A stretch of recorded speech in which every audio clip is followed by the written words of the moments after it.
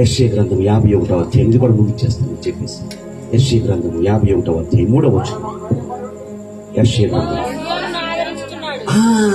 ఇక్కడ ఏం చేస్తున్నాడట? సియోను అంటే ఎవరని చెప్పే నేను అనండి, ధైర్యంగా అనండి అమ్మా. దేవుడు చెప్తున్నాడు కదా, ఆయన మాట్లాడుతున్నాడంటే మనం కూడా ఏం చేయాలి? మాట్లాడాలి. మీరు ఎప్పుడైతే మాట్లాడతారో ఆ నోటి నుండి ఏమొస్తుందంట? నవ్వు పడతాయి. హల్లెలూయా, హల్లెలూయా. సియోనును ఆదరించుచున్నాడు, దాని పాడైన ఎవరి స్థలాలు? ఎవరి స్థలాలు? సియోను యొక్క పాడైపోయినటువంటి ఆ స్థలాలన్నీ కూడా దేవుడు ఎలా మారుస్తున్నాడంట? ఎడారి లాంటి జీవితాన్ని ఎలా మారుస్తున్నాడంట ఆయన?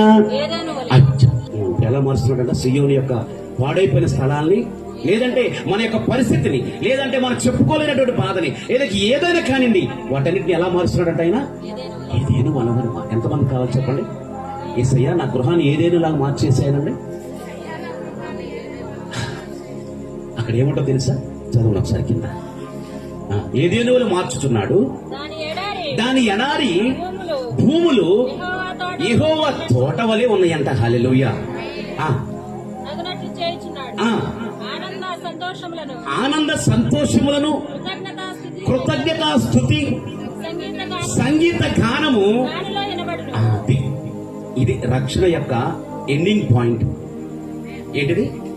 నీ ఇంట్లో ఎప్పుడైతే ప్రతిరోజు దేవుని కొరకు ఒక క్రొత్త కీర్తన పాడతావో, సంగీతము ద్వారా, వాయిద్యముల ద్వారా దేవునికి గాన ప్రతిగానములు చేస్తావో, అప్పుడు నీ దేవునికి రాజమార్గము ఉంటుందంట. హల్లెలూయా. నీ ఇంట్లో ఎప్పుడు ఆయన ఉంటాడు. హల్లెలూయా.